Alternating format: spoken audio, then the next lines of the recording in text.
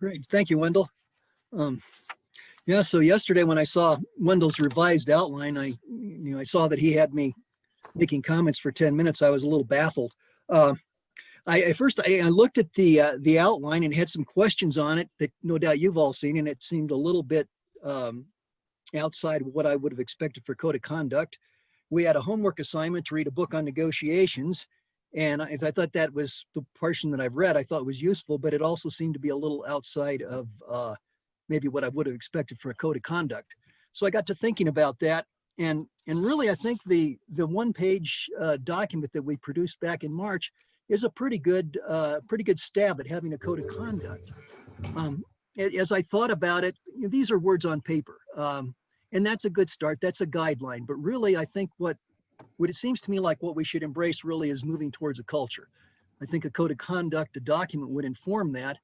But I think really what I think would be useful would be that we have a culture of first of civility, that we can get along, that we can work effectively with each other. And we should have a code of respect, a code of trust, and a code of effectiveness. I think all of those are things that I think we all value them. Sometimes I don't know that we necessarily know how to execute, especially in the land of Zoom. Making a cultural change takes time, and it's difficult. I think even in the span of 2 years to sometimes expect huge miracles, but I think we can move forward.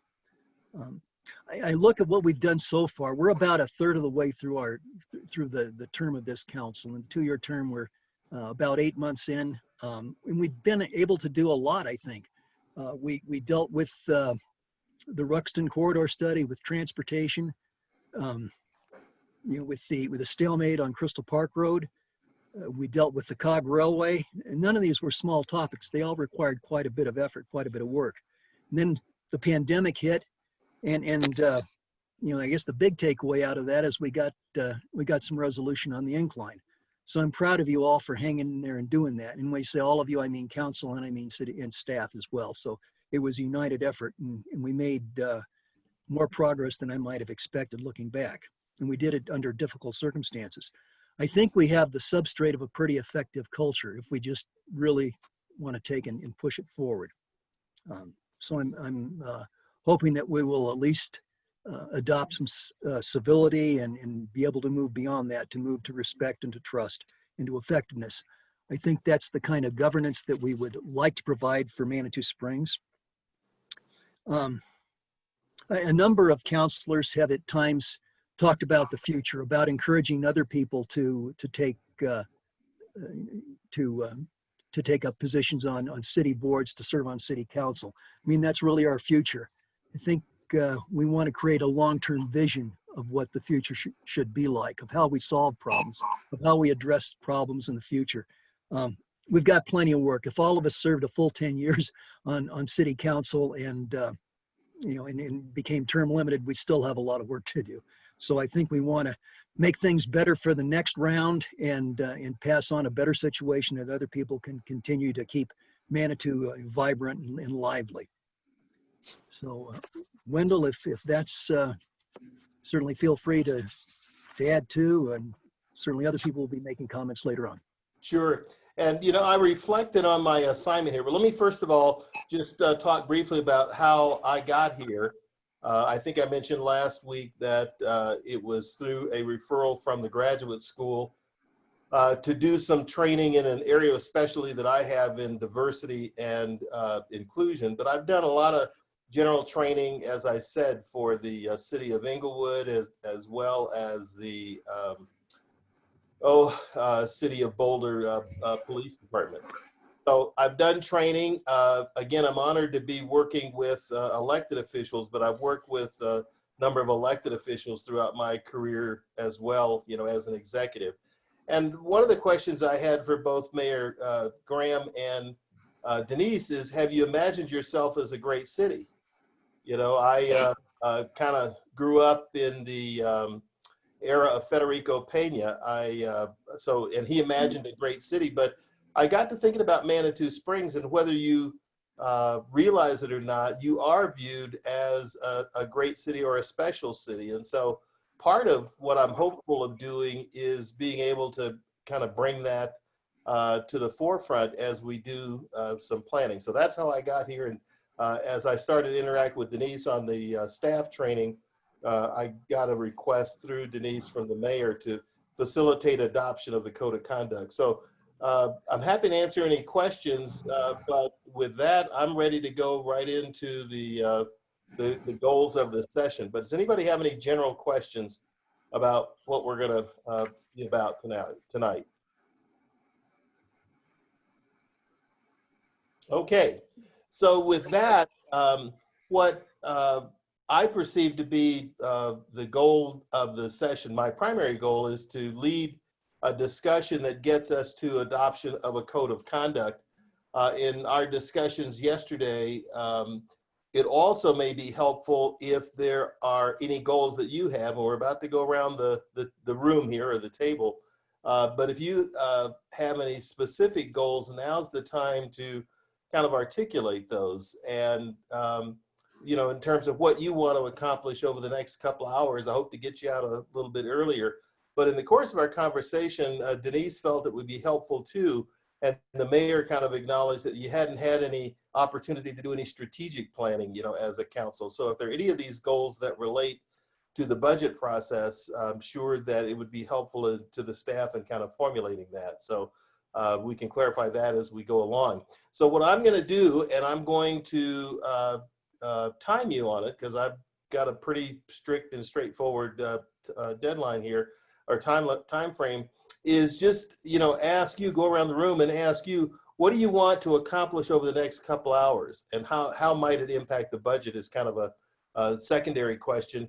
But the real key is just to kind of put it out there. When I talk to my students and ask them this question, the first class that I teach, I said, it's okay to say, I just want a grade, or this is my last semester, you know, just get me out of here. So it's okay to say, I'm just showing up tonight and I just want to get through this, okay? That's fair.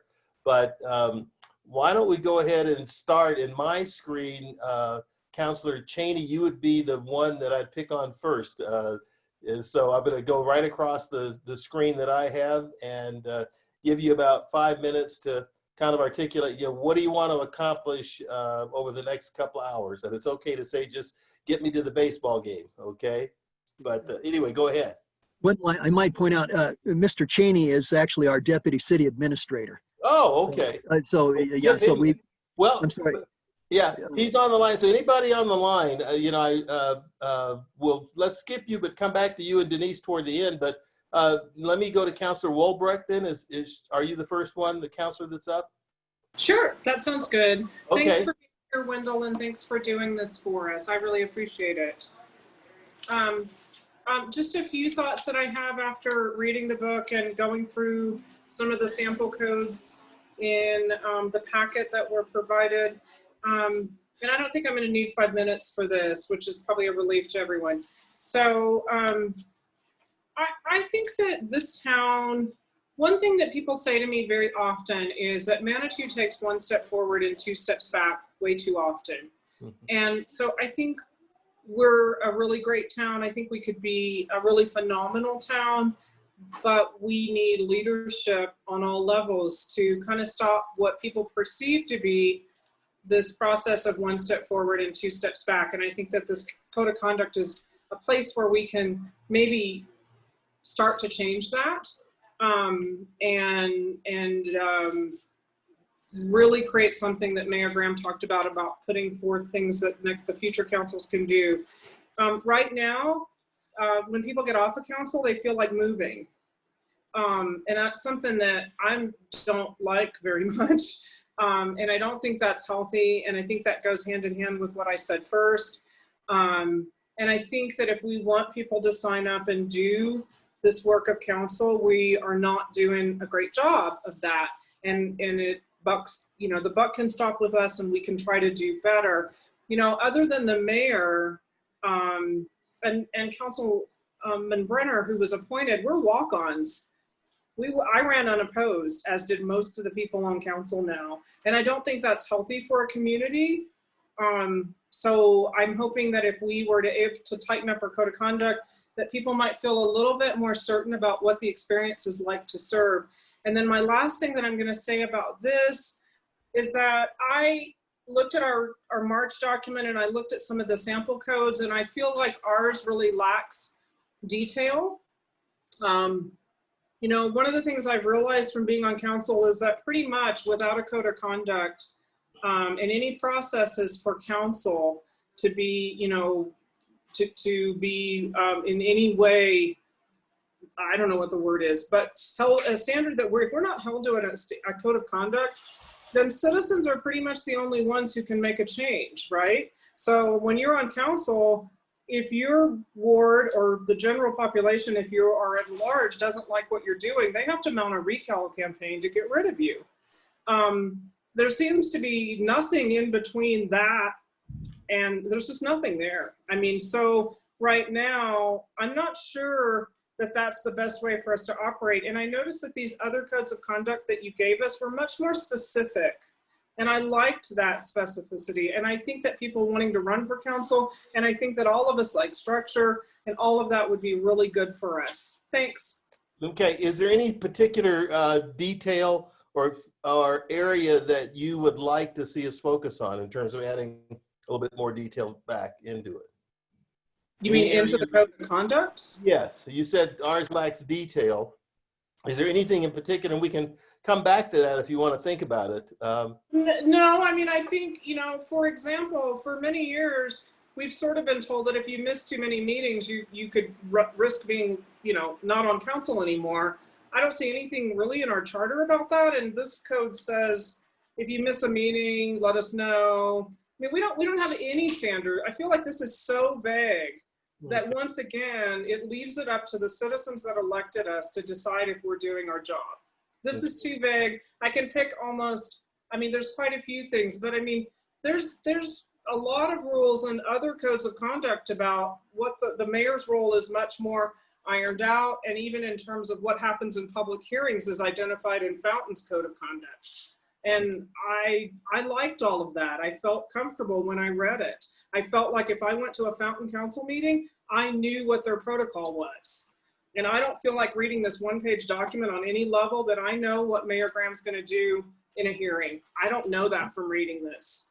And if I were preparing for a hearing as a resident because I wanted a liquor license or something, it would be nice for our code of conduct to spell out in the hearing, here's what the mayor does, and here's what the public gets to do, and here's what the council gets to do. I don't see that in our code of conduct. So I don't know about this one page, keep it simple thing. I don't think that's what we need to do. So I can't give you specifics because, I mean, Fountain's a great example in my mind for us to look at. If you want to know where I think we should be more specific, it's almost everywhere. Okay, thank you for that. Okay, Councilmember Morgan.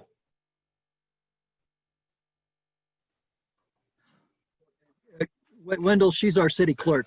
City Clerk, Okay, I don't have any, I've got to have I apologize. I'm sorry. I might, Councilmember, you want to call on them, Mayor? I think I got the rest of them. Okay, I know Denise is not a council member. Councilmember Shada. we'll go with Shada. Okay, Mr. Shada. I guess I would concur with Susan about I like Fountain's more specificity of things. I guess to me, as having been on the city council, 8 years ago prior, I think the weakness of this current council and maybe even the past ones is the inability to kind of articulate kind of clear goals and policies. And I think if you're not able to do that, it's very, very hard, I think, for a staff to figure out how to bring kind of concrete proposals. And Wendell, in the book that we were given, I think it's on, let me get it here, page 54. I liked at the top here, it said, if you want someone to listen and understand your reasoning, give your interests and reasonings first, and your conclusion and your proposals later. And the reason why I like that kind of one sentence about my comment about goals and policy is that I think when councils are focused on goals and policy, getting those clearly worked out and articulated, I think then the administrative staff knows exactly kind of what they need to bring forward in terms of particular proposals to fulfill those things. So those are kind of my comments, I mean, about kind of effectiveness of the city council. Okay. Did you have anything in particular that you would cite by way of example of where more goals and policies might have helped or could help going forward? Well, I think there were kind of, as an example, Mayor Graham kind of outlined all of the challenges that this council's had in 7 months. And I certainly agree with them. They have been really formidable. But as an example, our kind of somewhat prickly negotiations with the city of Colorado Springs on reopening up the incline. I thought there was a case there where the council, to be more effective, and I think the staff would have had a much better framework, is if it had kind of articulated kind of those, and using the words of the book here in terms of which, since that's what we have in our hand here, is what were our interests and what were our reasonings for wanting certain things done, okay? Then I think what we were looking for were specific kind of mechanisms to get headed in that direction. And I think had those been kind of written down and articulated and talked about kind of in the way the book talks about here, I think that would have not only have been clear framework for the council to talk about things, and in a sense, kind of the essence of this book, as I see it, is that people kind of rush to their proposals and then really quickly start kind of building firewalls around very specific proposals and implementations. Okay. Thank you for that, council member. And we're going to come to that next in the next section here, is to kind of articulate, some of those interests and core concerns around, what people say about Manitou and what we want them to say. And that hopefully will tease that out. So next, Councilor Wolf.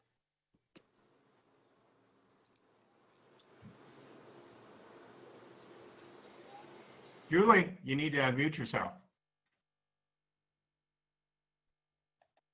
Going to use her phone. Okay. Can't, no. Can't hear. Judy, I see the icon, the Julie Wolf phone. It's showing it is muted or offline. Is that?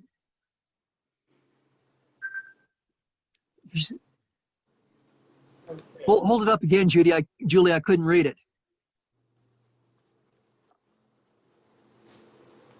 Mayor Graham, I think what needs to be happen is her phone number needs to be brought over as a panelist.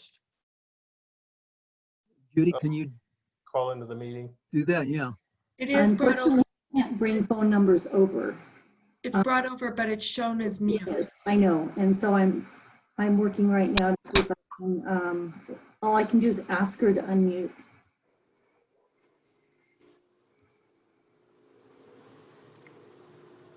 Shake I'm her not sure why head. it's muted. Yeah. It doesn't normally do this.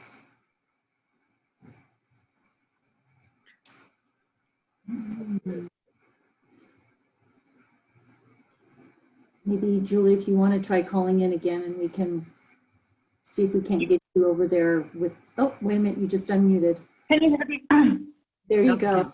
Now we can hear you. Okay. We can hear you now. Okay. Can you hear me now? We Yes. can hear you Yes. now. Oh, for goodness sake, sorry about all that. I don't know why I can't do this on the computer anymore.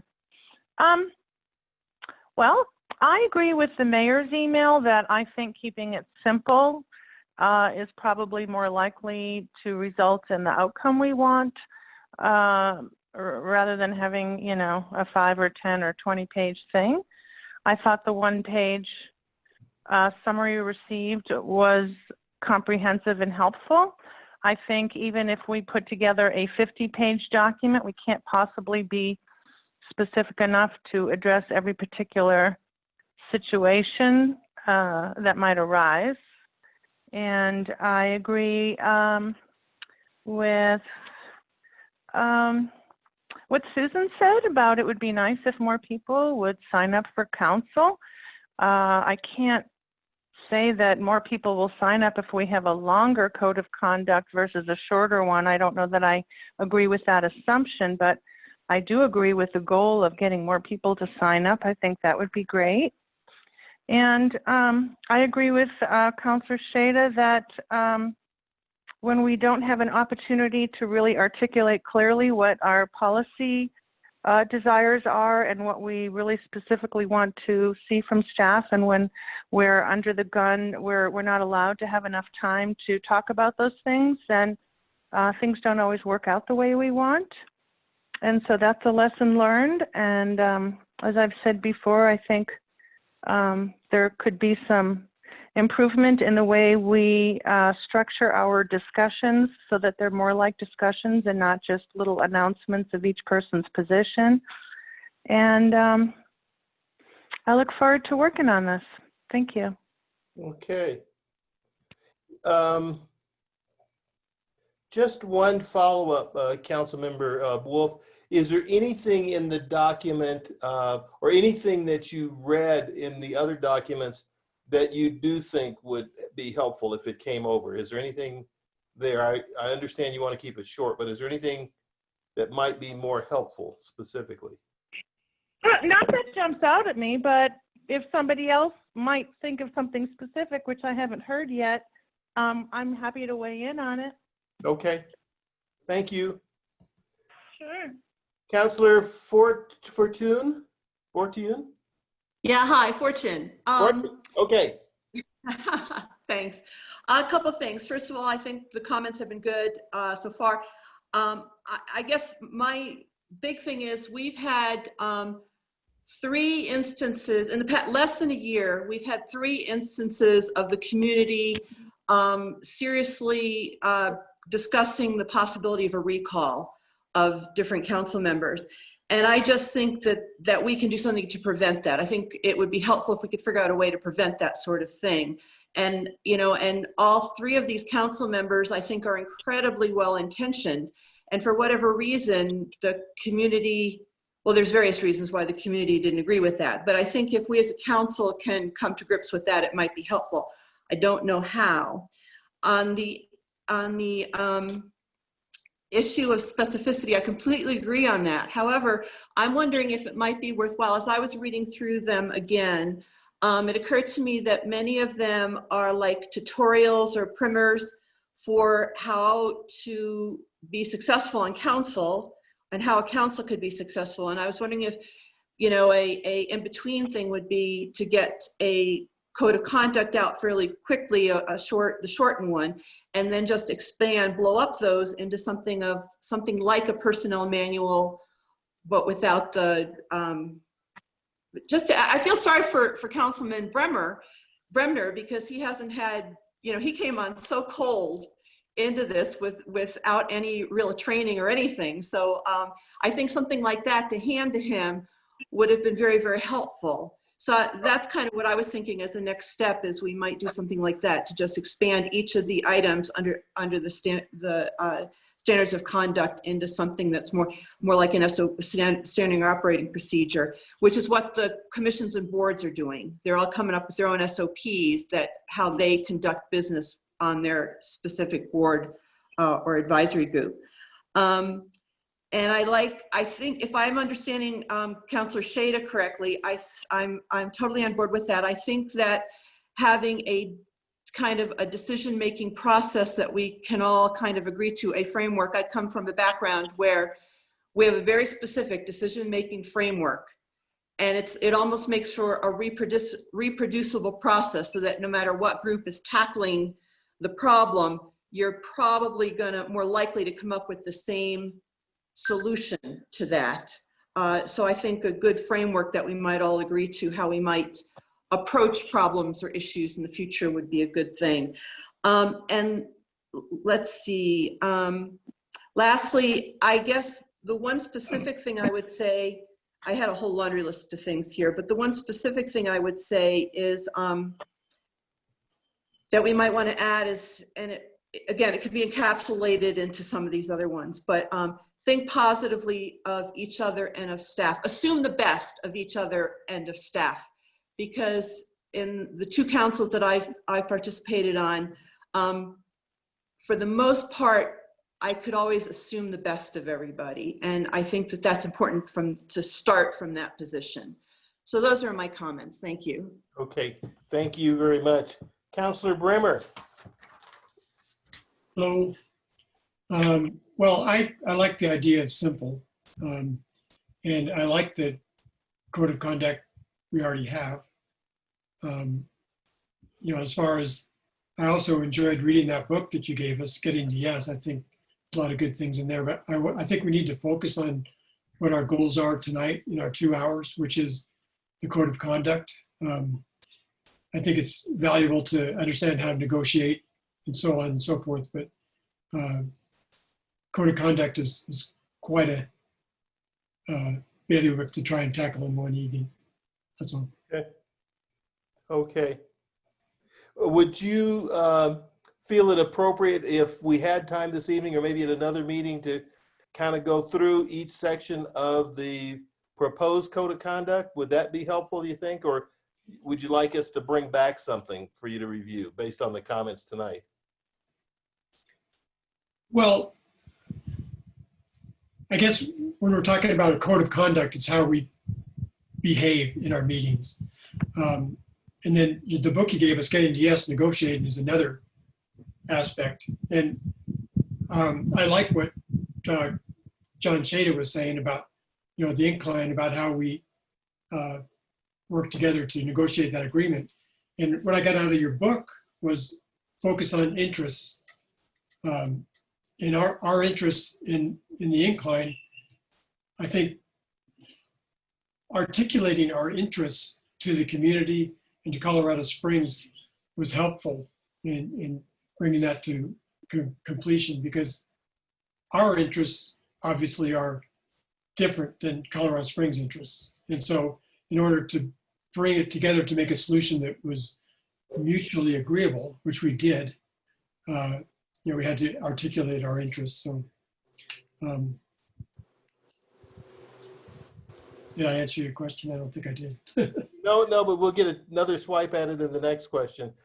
Councilor Chandler. Hello, good evening.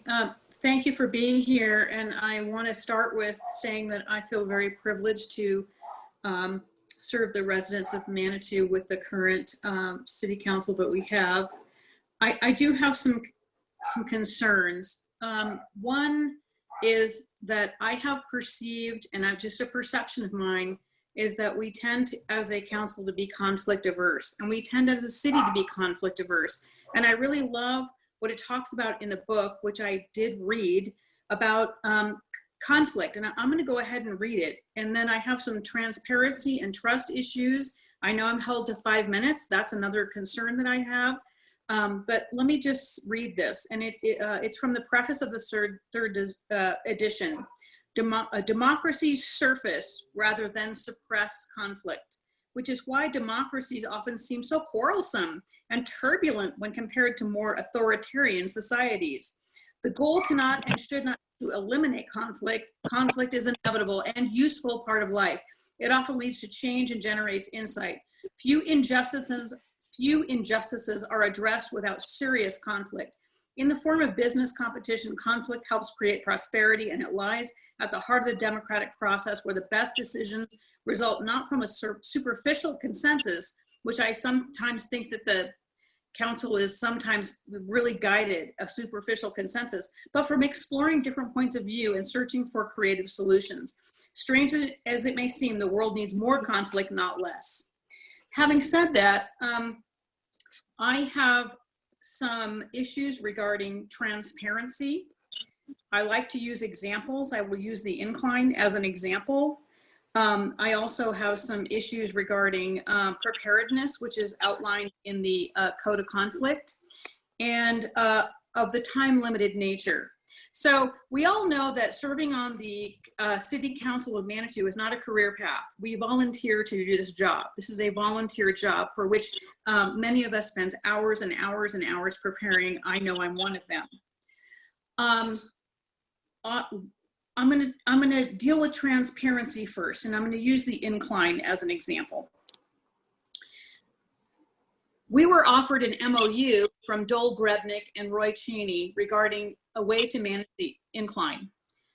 I recall seeing 7 nods of approval on how the incline could be managed. We also indicated to staff that we wanted them to proceed to negotiate with Colorado Springs on an incline negotiation path.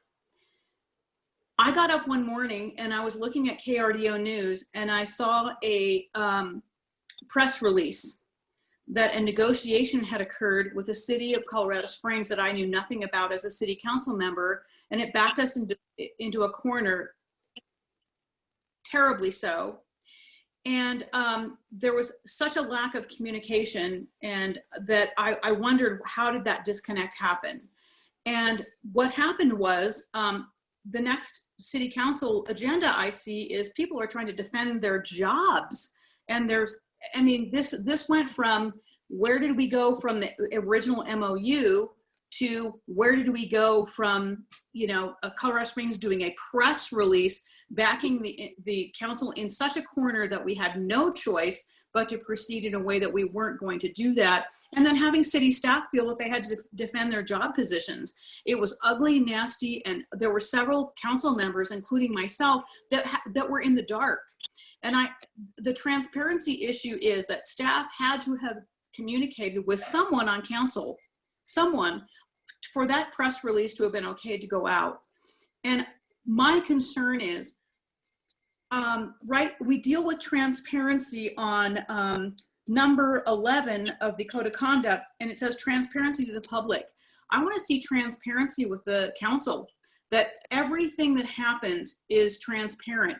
We know what the other person is talking about. We know what's on the line. And so I just really felt a lack of trust with my fellow council members when I was drinking my coffee and I learned of something online in a press release to the public. So I wanted to address that. And the other thing I want to address is I spend a lot of time preparing for these meetings, and sometimes these packets are hundreds of pages long. And I want to tell the residents of Manitou that I come prepared. And I have 7 questions, just 7 questions regarding the current Code of Conflict. And I have to tell my fellow council members, sometimes I feel like I am being disparaged for my preparedness and willing to get in the weeds on these things. And I also feel when there's a timekeeper that I'm being asked to, as it says in number 9 on the Code of Conduct, prepare in advance for the city council meetings, be familiar with items on the agenda. So I familiarize myself and then I'm being told I have 5 minutes. And that is not acceptable to me.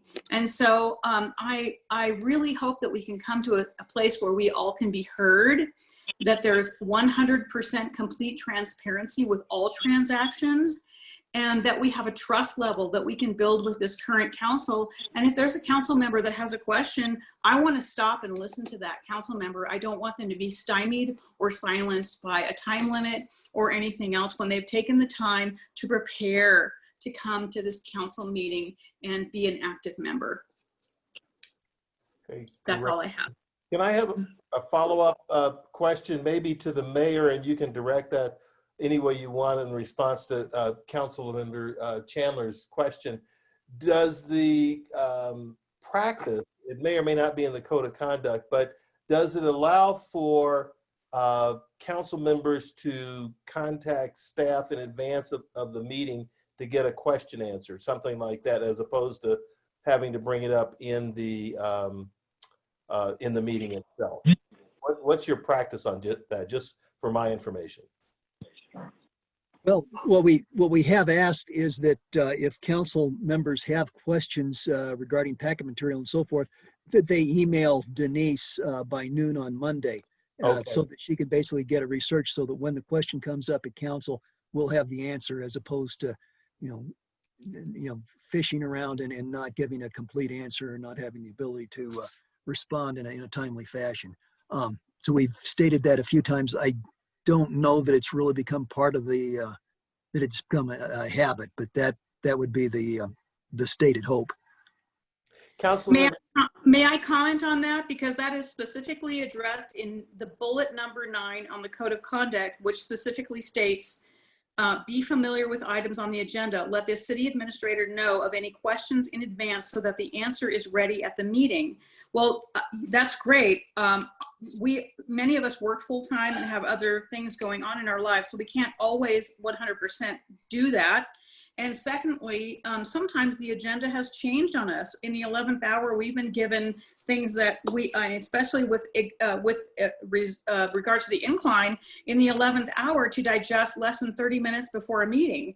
And we're supposed to be prepared. And that is unacceptable to me as well. So as a code of conduct, it has to be a two-way street between the cutoff of information that comes to city council and what we ask the city administrator and staff with regards to our questions. okay. Thank you for that clarification. Okay. Any other comments? Anybody want to make a comment before we move on to the next question? Yes. I'd like to know what John Graham, our mayor, thinks about, he didn't have a turn. Was his preparatory remarks supposed to be instead of telling us which version? John, do you still prefer the short version, or where do you stand on this? Well, yeah, I actually do prefer the short version because I think it's a little more accessible. I think Susan made a good point in referencing the code of conduct that Fountain has, and it provides kind of an outline of specific steps for specific things, for conducting a hearing and so forth. We do have some, I think in the city charter there, somewhere in the documentation, there is some direction there. I think probably that could be pulled together and made, I don't know, we'd necessarily want to call it an appendix to a code of conduct, but it would serve, I suppose, some of the functions that Susan had addressed. So A, I prefer something short, but B, I guess there's always the opportunity for knowledge and depth and to have some things stated. Certainly that clarification, it wouldn't hurt council and it would probably benefit the citizens as well. Okay. Thank you, Mayor. Ready to move on? Okay. So this next question attempts to get at, what our interests what the next question attempts to get at is the culture within the city of Fountain, that the council and mayor tend to set the tone for that. And so what I wanted to try and tease out is, what do we think the culture is in terms of what they say about Manitou Springs, and what do we want it to be, so that if there is a gap there, that may also inform us of what may be missing from the code of conduct, or just an awareness among ourselves of exactly what we're trying to accomplish. So this is, let's make this kind of a lightning round. How about that? But before I go there, did Denise or you or Roy want to have any comments on this question about goals of the session? Anything? Okay. So kind of a lightning round. We can kind of go back and forth on this as well. So what do people say about the city of Manitou Springs? Let's go maybe in reverse order. I have Councilor Woolbrecht starting at the bottom, and Councilor Chandler and Bremer, and then Fortin and Wolf and Shada. So we'll go kind of in reverse order. What do people say about the city of Manitou Springs?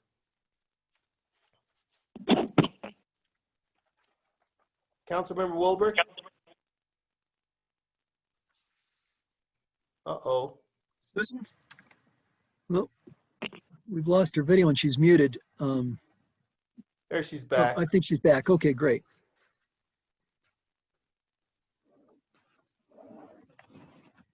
Okay.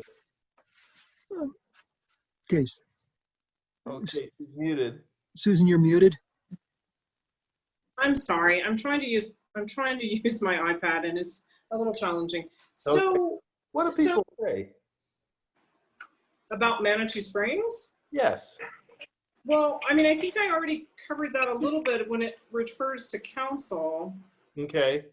I mean, so, Can you give me a know, word? sure. Well, a word. Well, I gave you a phrase. Okay. Step forward, 2 steps back. I don't Okay. think that's a very positive phrase. And they leave council and they want to leave the city. Okay. So, I mean, I think I kind of covered that. I don't know that I feel like those are pretty compelling. Okay. They're not specific, and it seems to me that you're looking for specifics, But but we don't have people running for council. And if I could make a comment that, so I stand by those comments that I first made. My other comment is that I liked, maybe the way to compromise on this is that the code of conduct is brief, because there seems to be consensus for that. But Nancy's suggestion that there was a sort of a standard operating procedure that the code of conduct reference might give us a best of both worlds. But I feel like the comments that I made early on still stand. They're compelling. We don't know how to move forward very effectively, and we can't move forward without sliding backwards. So That's been a problem since, that people have said, perception-wise. Do I agree with that? I'm not saying I agree with that. You're asking me what people are saying and how I think a code of conduct could fix it. right. And what do you want them to say about the city of Manitou Springs? So I'm not guessing. So people like to say that we're very unique and creative and artistic and a lot of things that are really true about Manitou. What I'd like for people to say is that we use all of those talents to be a very forward-thinking, leading city of our size. Okay. And that's not something that I think we're quite connecting. And I think that falls upon leadership to do that. Leadership of council and leadership of staff and leadership of community. So I'd like for those adjectives that they use for us, unique, creative, artistic, all of those words to translate into a really unique community where we don't just follow everybody else's rules for ourselves. Mm-hmm. Because we tend to do that. We tend to say, oh, we're so unique and we're so different and we're so great, but let's go out and pull this boilerplate down and apply it to us. And I don't think that's what brings us forward. I think in many ways that pulls us back. And it's hard because, you give people a lot of advice on best practices, right? Yes. And best practices are what you see from the Colorado Municipal League, the International, City Administrator Group. All of these things, whether it's building codes from Regional Building that says we need to adopt the latest international building code, whether we're a historic community with historic buildings or not. I mean, we do this all the time. It's one of my most frustrating things about council is we say we're different and we're going to do things differently, and then we just fall right into boilerplates and we try to apply them to our town and they don't work. Yeah. We don't get that really great positive experience. Right. Well, with small towns, and I am in a community that prides itself too. I think what you're also reaching for is authenticity. So there are best practices and standards that allow you not to start from scratch. But what I hear you saying is that you want the city to be more authentic in the way it goes about its business. Is that a fair statement? Would that be a fair statement? I think that's a fair statement, sure. Okay. All right. Good. Councilor Chandler? Thank you. So I read the question number 3, what do people say about the city of Manitou Springs? I care about what the residents say about Manitou Springs. We have a lot of people that send us a lot of emails. Most of the emails that I get are from people that do not reside in Manitou Springs. Okay. And some of it's really nasty. So I took that to mean, what do the residents say about Manitou Springs? Yes. And I had someone knock on my door 2 days ago, and he is a resident, several generation resident of this town. And He said, thank you. He said, thank you. I'm really excited about this particular council. I've listened to councils and been involved. And he goes, what I love about this council is you deal with what's real. You get into the weeds and you take really hard issues and you address them, and you come with a different skill set and you tackle it. So I asked him what he thought that this council was doing well and what we could do better. And he thought that we were really good at listening, that we were good at being responsive to the city, very responsive to the city. He would like us to be more transparent, but he felt like we were a very caring council. And that's just one resident, but I've had several people say, you know, with the new staff, and a lot of it's the new staff, I give kudos to the staff, because the council before me had a skeleton staff, if that. I believe that the city of Manitou Springs believes that even when it gets really tough, this council gets together and we get it done, and we've got an amazing amount of things done. What I'd like to hear that people say about this council in Manitou is that despite the fact that we may have some differences and we might have to deal with some conflict resolution, that we do so with integrity, honesty, transparency, and the goal of supporting the city over our own personal interests. Okay. Integrity, honesty, what was the last one? The ability to listen, be responsible, Okay. Transparency, and caring for the city, or the. Great. Okay. Okay, Councilman Fortin? Sure, and it seems like there were some different approaches to this question, so mine's probably yet another approach. It's okay. I think people say about the city and internally is that we see ourselves as an inclusive, welcoming, caring, and neighborly city for each other. We're progressive but eccentric. The people are very proud to live here, and outsiders aspire to have what we have, I think. And we're very creative as a community and try to come up with creative solutions. We have very passionate, engaged citizenry, and doesn't mean that they're engaged at the city council level necessarily, but they're engaged at the level where they feel appropriate. I think that we're seen as being able to do some really fast moving responses to things, where we can kind of take some chances and be first out the gate on implementing some things that other cities see as they take our lessons learned and implement them in their own cities. And I think we are seen as a model quite frequently in that regard. Some of the not as good things that I think outsiders see us as, and I've had people tell me this, is that we, as a city, we are sometimes arrogant. You know, it's good to be proud of your city, but you shouldn't be arrogant. I've worked with some contractors who said that we are known as a very difficult city to work with, and that we are unreliable in some cases. And I'm hoping that that now has changed with our more stable staff. We're seen by many as the drug center of El Paso County. And then the overarching one is we're seen as kind of weird, which I take great pride in personally. But anyway, so those are kind of my responses to that question. Anything that you want to be seen as, to put on that list or add to it? All the first things that I was saying, inclusive, Okay. welcoming, caring, progressive, Okay. first out the gate on things. I think the creativity, all creative solutions, I think all those things I'm very proud of. So. Okay. So you're kind of in alignment with what people say and what you want people to say. Yeah, and I was doing it as a city, I wasn't answering this question as what do people see city council. I was answering it as what I perceive people talking about the city as a whole. That's fine. Okay. Mayor, we'll give you a turn. All right, how do they?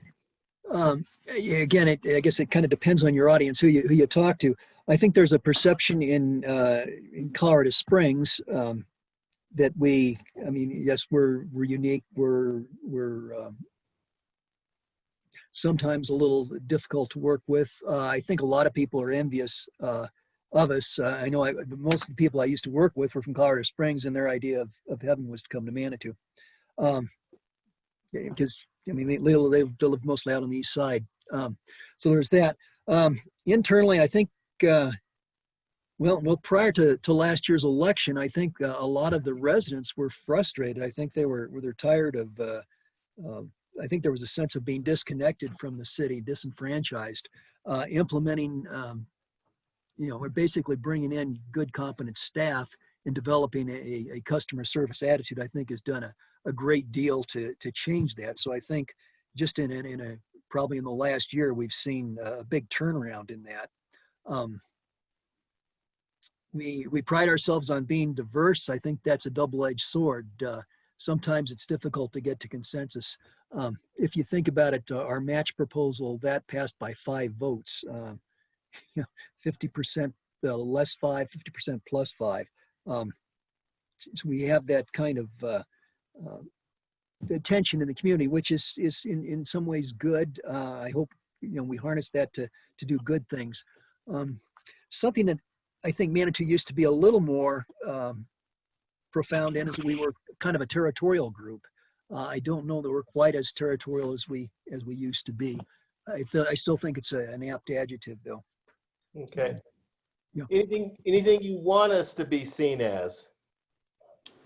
I think some of the other comments are already made were good. I think we want to be visionary. We're a small town. We should be able to do some creative things. We should be able to do things more quickly. That said, I think Susan kind of struck a chord in that we adopt somebody else's approaches to how to do things, and then I think we've taken on more cumbersome ways of trying to solve problems than maybe we needed to. I think that kind of an organic, down home solution would in many cases suffice. But we've had a past history of often going to outside consultants, and the first few things they do is they have to come in and get sped up to the community, whereas the residents basically have a pretty good sense of that, I think. Okay. Councilmember Wolf, Councilor Wolf. Okay, can you hear me? We can.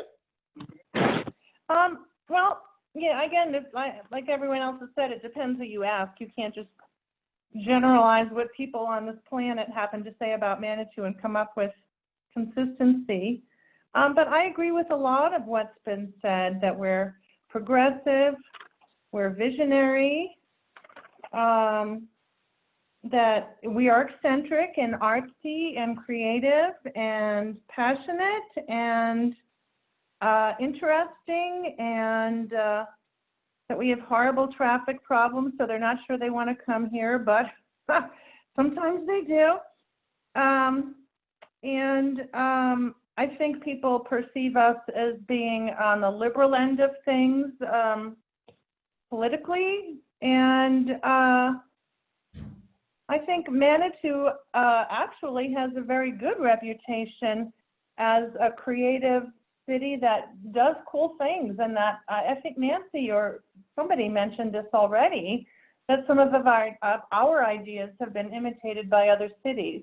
And so, that's a compliment for us, that we go out on a limb and try new things, and there are times when the public is aware of that and they appreciate it. But I think they also see Manitou as a place where we have these unusual, maybe funky is the word, I'm not sure how else to call it, with all of our crazy festivals and, the Emma Crawford race and the fruitcake thing that always seems to make international news. So that's what I think people generally think about when they think about Manitou, just if we're talking about the culture generally and not anything too specific. And I'm happy with that image. I think it serves us well. Anything else you'd want them to say? I'd want them to say that I'd love to go there more.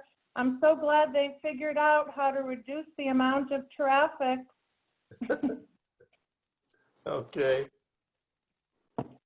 Okay. Great. And Councilmember Shada. So many great things have been said thus far, and I'm kind of with Nancy. There were so many different ways to kind of interpret this. From my standpoint, one thing that I am really happy of recently is that we are not seemingly overrun with all sorts of consultants coming in and oftentimes kind of telling us how other communities have solved problems and things like that. And these seem to have just filled up our filing cabinets full of study after study after study. And there's sort of this contrived scheme that all of these consultants kind of use to supposedly get input of little tokens on whiteboards or scratching things. And I think these things largely don't drive kind of the end result. And I'm hoping that we've worked our way through that and that we're willing to actually struggle through some of these issues ourselves and try and figure out how to own the solutions. So one of the things that is kind of my goal is that I want Manitou to have a high quality of life for our citizens, and that we know how much of that we want to share with guests. And the reason why I say that is that I think sometimes we get going with events and things and think that 25,000 people here for the Emma Crawford races is a great thing. That's not a great thing. We don't have restrooms. We don't have places to sit down and eat. We're busing people in from all sorts of outlying parking lots and whatnot. And I think that's something that is a good host knows is how many people your home can accommodate. Okay. And I think this COVID thing has, if a pandemic can have a silver lining, I think that it has shown several things. Our parks are not all overrun and just beat to death at this point in summer. They're actually kind of green and healing, okay? And they're actually places in which people are using a park for a purposeful park purpose as opposed to kind of a fairground or something like that. And I think our difficult work that we had that was not the easiest thing, that was fraught with difficulty. I think getting a memorandum of understanding with Colorado Springs where we have cut literally the peak sizes of using the incline from possibly 2,000 and 3,000 people a day and hammering that down to 1,000 is a great example of knowing and trying to have a goal of knowing how many guests can we accommodate and what's reasonable and still have a high quality experience for not only our guests, but for people who live here as well. I'm not quite as worried about how many people are lined up to run for council, because I guess my perspective in living here for over 40 years is that we have just an outstanding number of people on boards and commissions, on nonprofits, on a school board. And I've said this before many times to, people, if you look at our level of engagement, okay, all across the board, okay, we are many factors higher than much bigger cities. And I find that just really, really amazing. That's all my comments. Okay. And so in a sense of what you want people to say is what you perceive is happening, and more recently, result of the incline, that there's a better quality experience for guests, and that's what you want people to say and believe and feel about. Well, and it's interesting. If after the initial kind of outrage of the memorandum of understanding on various kind of social media pages, it's rather interesting how even people who have used the incline have remarked how it's actually a much better experience now when you're not being just trampled by bajillions of people. Okay, very good. And Councilmember Bremner, sorry. Bremner, you got that time. Yeah, well, as far as how other people perceive Manitou Springs, Yes. I think they perceive Manitou Springs as a quaint mountain town. It's kind of fun. There's things to do. There's trails. There's lots of nice little shops downtown. It's a fun place to come to. As far as people that actually live here, they're kind of torn between wanting to embrace the tourists and also kind of wishing that they would have a little bit more respect for our town. And we've got problems, how to accommodate all these people, as John Shaded expressed. It's our home. Can we accommodate all these people? And that's our struggle, I think. So and that's what we're working through with the incline and the traffic on Ruxton Avenue, as well as the rest of town as well. How can we address that problem? So when we look at the two entities, they're the outsiders, people from Colorado Springs or Denver who want to use, and some people would say abuse our town.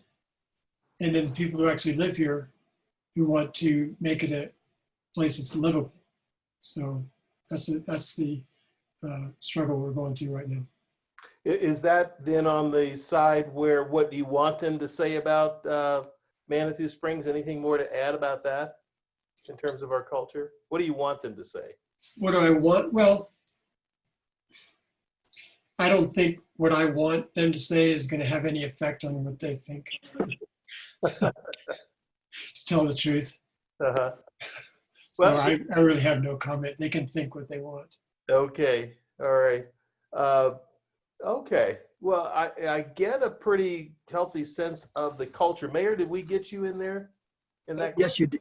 You did. Okay. Thank you. Yes. So we're at a point where, we're going to start to wind down just a little bit. I've got a couple more questions, and I guess we can keep going and plow through it, or we can take a quick 5-minute break. What's your druthers? Go to a 5-minute break. Oh, 5-minute, break? 5-minute break. Okay, I have 7:05. As I tell my class, I'm going to start talking again at 7:10. So anyway, all right, thanks. Thank you.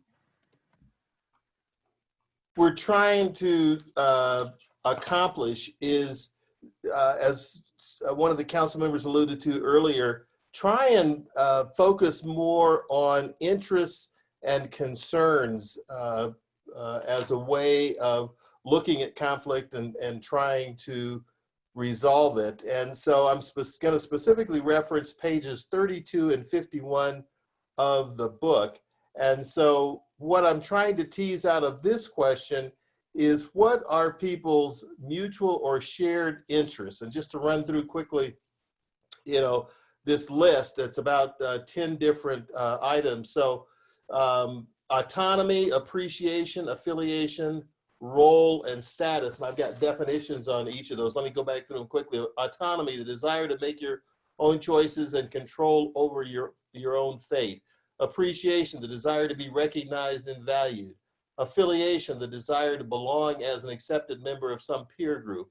Role, the desire to have a meaningful purpose. Status, the desire to feel fairly seen and acknowledged, heard. And then under Maslow's hierarchy of needs, security, economic well-being, a sense of belonging, recognition, and control over one's life.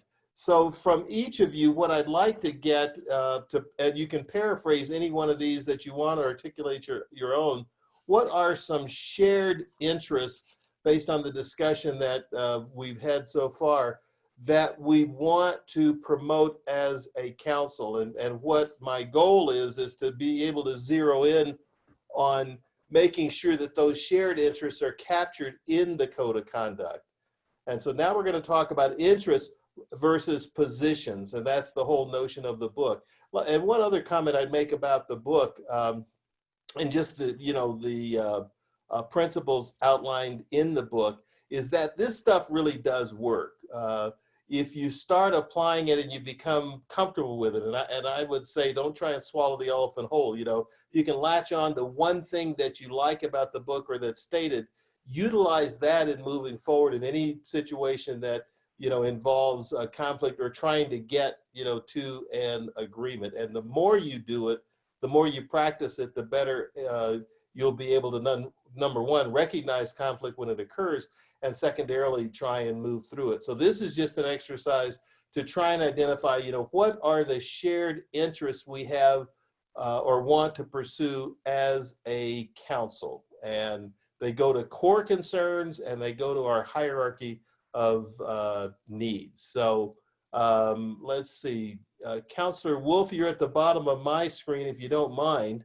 Shared interests, and we can kind of talk about those, as a elected body. What are some of the shared interests that you value?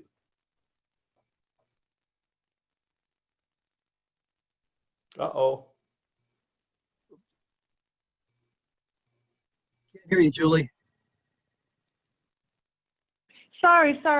That's okay. Are you looking at a shared interest that is shared among all the council members? Is that the assignment? I'm not sure. Yeah, one that you'd like to see shared. What's high in your as far as what you kind of bring or want to see among that list? And you can articulate. Oh, not my goals for council. You mean the conduct list? No, from what I read and kind of what's in the book, and with the distinction is you may have or take a position about, so let's say you're opposed to any parking beyond 2 hours in the downtown. That would be a position, okay? But what really behind the position is the interest that you have on behalf of the citizens that you represent. What's the interest that you think we should be talking about in terms of approaching that particular issue or problem? Oh, thank you. That helps me. Well, I think their interest is for us to improve the quality of their lives. Okay. Am I supposed to get specific, or is that good? Well, that's good. Say more about quality of their lives. Is that in terms of an economic sense? Is that? Oh, and yeah, in so many different ways. Some of the other council members that have spoken have already touched on some of it.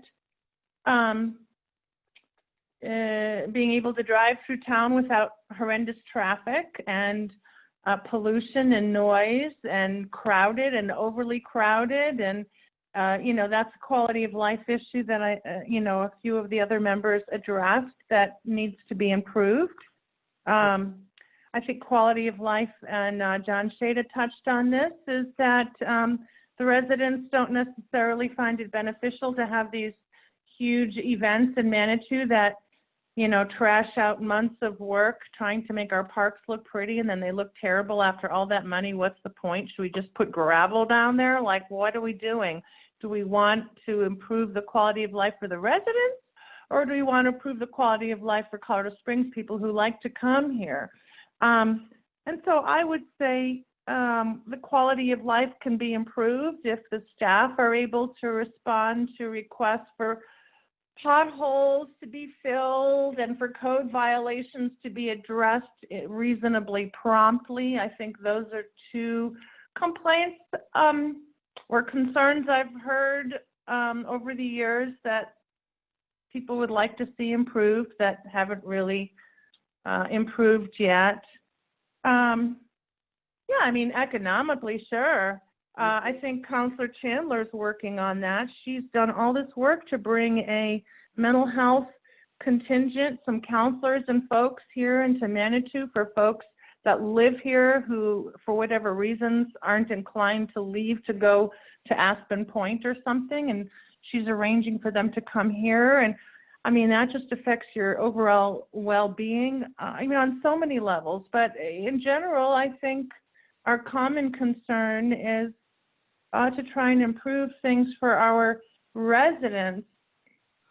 Okay, and how about among the council members, your fellow council members? What do you want them to understand or take away from this exercise as far as Julie Wolf and her core concerns and interests as a member of the body? Oh, they've heard it so many times, they're probably sick of it, Wendell. But I think one of my concerns is that I'm not pleased with our communication because of the structure, which prevents us from having what I would call a discussion as opposed to making a presentation.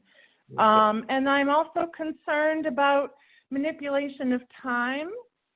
I don't get to set the agenda. So if there's an issue that's really important to me and I manage to get a majority vote to put that issue on the agenda, and then it gets put on the agenda for 15 minutes and we're supposed to stop talking at the end of 15 minutes, you know?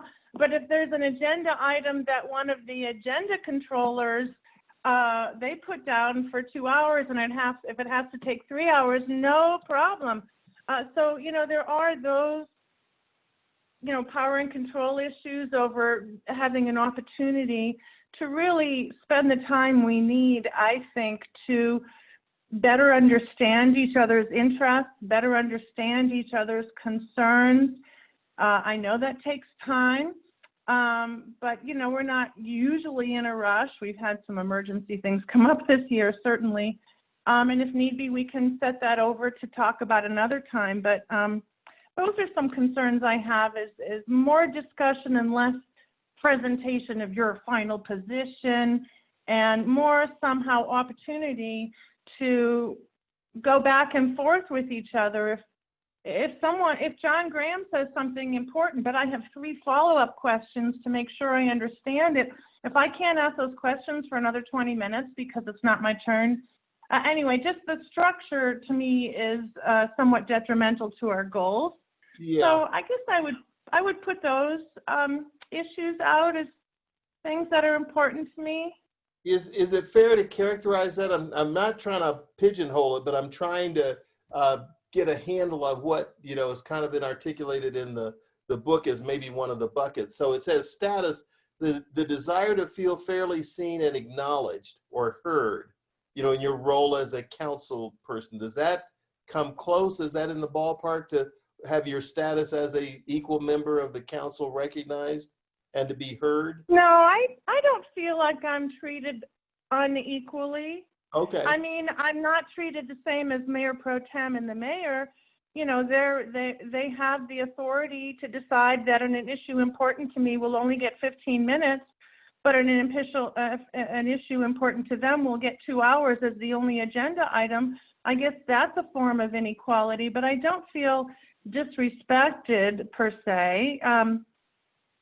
Yeah, so I know that wouldn't really be a good recharacterization of an interest. my position. Your interest is to do what then? I'm going to program. My interest is to promote more discussion. Okay. And to be afforded the time, as in how many minutes, to do so. Okay. Before we're pushed into a vote. Okay. Okay. Fair enough. Okay. Let's see. Council member Councilor Shada, interests. I guess I still am thinking about I guess Wendell, I want to ask a question. Are these my interests, or are these what I'm perceiving as a whole the group's interests are? These are your interests you have as a counselor for the city of Manitou Springs, you know, as opposed to a position, Right. what are your interests that might be shared among other council members, or at least for them to be aware of? Well, I guess I go back to kind of my goal of a high quality of life, in which we also are keenly aware of how much of that quality we're willing to share with our guests. Okay. And I guess that kind of, and maybe that kind of correlates with, in the book here about, there's something in here that I really liked a lot, about maybe in Window, maybe you can help me find it really quickly, where in the book it talked about essentially that you, in a sense, kind of get some metrics that helps define that. Mm-hmm. I think it's in the section maybe with objective criteria. So if we can't Exactly, agree. precisely. That was exactly it. And and so to me, what intrigued me was this whole idea of, from a policy standpoint, of being able to articulate those objectives and those goals and those policies, but also setting some metrics to understand, are we achieving those things? You know, what does that look like? You know, Okay. how do we know we get there? As opposed to, because I think if you only just start out with, we're going to have a high quality of life, and you have no way of kind of defining what that looks like, okay, and whether you're kind of achieving it and getting it there, then I think that is just sort of kind of a rather kind of ethereal, you know, kind of a goal that nobody knows what that looks like. So I like the idea where there were some objective measures, okay, to know, are we getting there? Did we get there? Okay. And do we like it once, in terms of, you know, do we like how we're achieving it? And do we like it if we're getting close to achieving it? I guess I was intrigued with those ideas. Okay. Okay, Councilmember Wahlberg? Thanks. Oh, Jesus, here we go again. All right, here I am. So I think that my comments are going to segue with the previous comments to some degree. I do think that my goals for the city, and I think what I hear people really want is, you know, one of our biggest jobs is safety, right? All kinds of safety. We want to ensure a safe community to live in first and foremost. And I think that's kind of top of everybody's list, whether it's COVID or, you know, other things that are happening in our city on a daily basis. Before COVID, people want to feel like this is a safe community to live in on every level. And then I think the second thing I hear that people want is they really want us to address our infrastructure, because we're an old town with lots of old infrastructure. And I think that's what priority that they really want us to get serious about and come up with reasonable economical solutions to help fix that. And I think another thing that doesn't get said enough is that at the same time, we want to try to balance our cost of living in Manitou, because a lot of people are already priced out of living here. And that we really always have to, we have to find this balance between residents and tourists. We definitely, and I for one, want to put resident needs first and foremost. But I also know that our residents can't always afford that, what we want and need, without the tourist. And that's where we have to find the balance. And that's a very tricky thing to do, because without tourism, then in order for us to ensure that we have a safe place to live with good services and good infrastructure, then we have to pay a lot more for it if we don't somehow find that balance with the tourists. And I think that when our residents hear us talking about tourists, they always want to hear us say that we care about them first, that we're putting them first, within reason. And then if we can't put them first, that we explain to residents what that cost is. So, and that they understand that if we forego some elements of tourism, that this is what the consequence of that is. So I think that for the city, that's something that I think I've heard a lot about. Again, so really echoing what the counselors before me have said. You know, I think in terms of what I envision for council is that I think we do need to spell out a code of conduct. I think it would be good for us. I think it'd be good for the future. I think that it, you know, I'm okay with keeping it simple, but I think we need some standard operating procedures. It'd be nice if we were all handed a manual that said this is how a hearing works when we start, whenever we start. And I think there's some things that we can solve some of the feelings that this council's having. I think there's some things we can do about that. There were some attempts, as I mentioned last week in the previous council, to kind of deal with length of meeting as an example. We have the power to deal with that.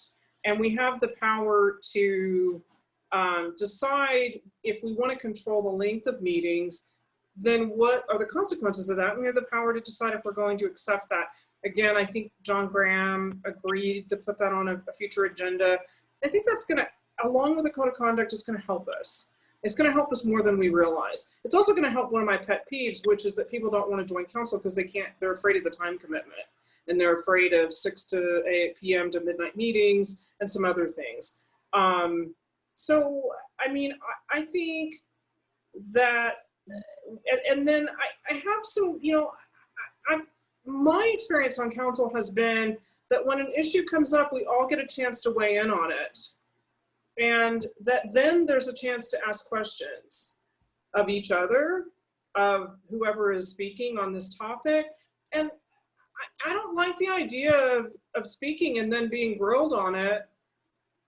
And it just devolves into a bunch of grilling without me even understanding what other counselors are thinking. Because, you know, a lot of times when we start this round robin thing, I hear a lot of my answers to my questions before it even gets to me. So I don't need to regurgitate all that. I don't need to ask those questions. And so we have to be really careful about making changes to how we deal with our interactions with each other so that we're not always just feeling like if we speak up, we're going to be in the hot seat immediately. I don't know. There's just some feelings that I have about that concern me. I think they're solvable. But I think for council, I think we need more guidelines, not less. But there's multiple ways to get there that we can agree on, whether it's a one-page code of conduct with a nice operating manual that gives us a lot of things to refer to. Again, I just repeat that because I can go either way on that. And I think we really need to deal with both the timing of meetings and this issue of how we speak to each other, because Zoom doesn't make it easier. I'd much rather be in council, in person. I've had, you know, along with several people on here, I've had that experience and I like that a lot better. I just feel like the discussion goes much better when we do that. Now, it's not our fault that we're here, and thank goodness we can be here and continue to do the work of the city. But I think maybe that's a future agenda topic that we can all have a voice and talk about that and understand each other better on that topic, because I probably just don't understand what some of you are saying about that. Thanks.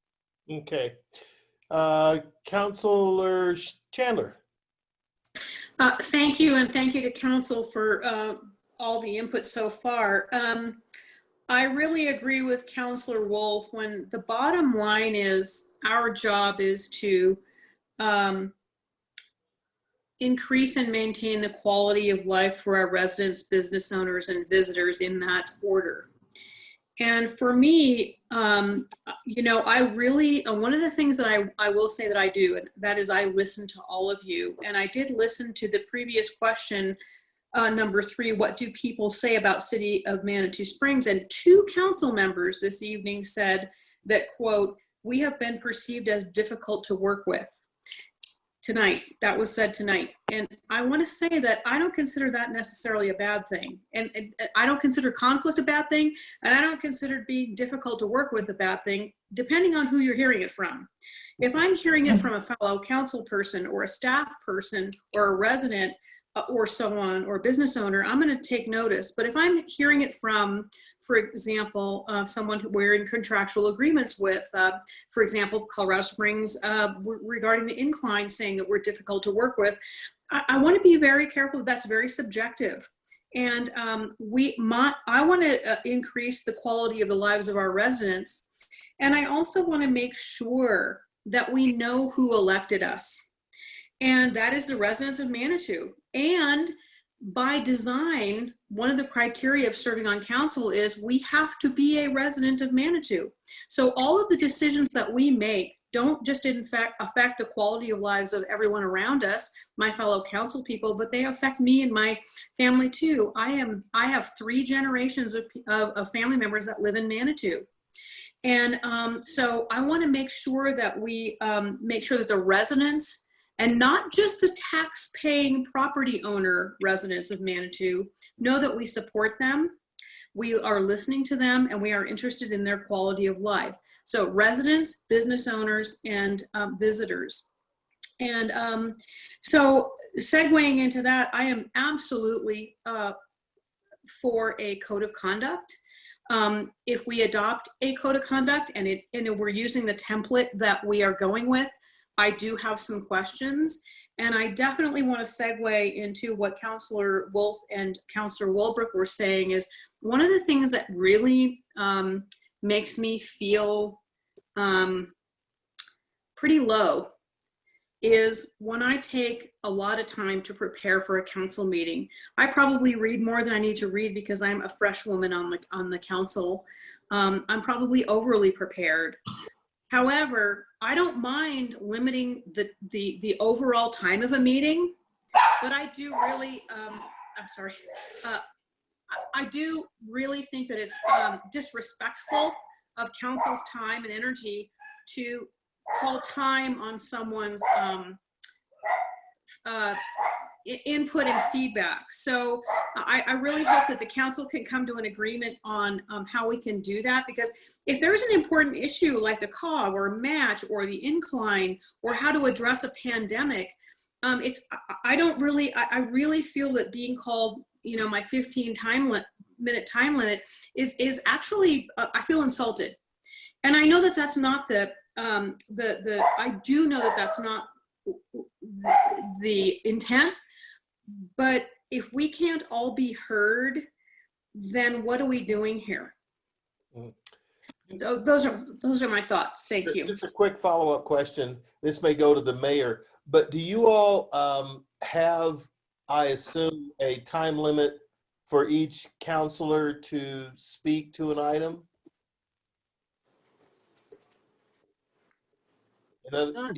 Not officially. A lot of times we try to keep it to about 3 minutes, and to kind of alternate round robin. I think one of the guiding principle here is I try to make sure that everybody who wants to speak has a chance to speak before anyone else speaks a second time. I don't always manage to get that. Typically, I will call on people as long as they raise their hands. And I have asked the Mayor Pro Tem to keep me on track, because we have had some meetings that have just gone much longer than I would have expected, and I see people just totally burned out, so, and I'm open to suggestion on that. Trying to find a balance to where we can all express our opinion sufficiently and still, be alive the next morning to go to work or whatever, and get things done. That's, there's a balancing act, and I frankly haven't mastered it. I'll admit that. Okay. But I've seen some council or some councils have a set time to end the meeting, and then with a supermajority vote, they can extend it by X amount of time if they anticipate that they're going to go beyond that. Have you all ever used that procedure? we have not. No, we have. In the previous council, one of the councilmen did try to champion the idea of setting time limits on the meeting. He had several examples from other communities in Colorado. He was able to introduce that right about, I think it was Thanksgiving time of last year. So they had about a month left of that council being, in office. So it didn't get, they didn't execute to that Okay. Councilor Bremner, core concerns and or interests. Well, my personal interest is quality of life for Manitou Springs residents. I noticed that Judith said the order residents, business owners, and then visitors, and I would concur with that. But I'd make a pretty big space for residents to be at the top of that list. And that's,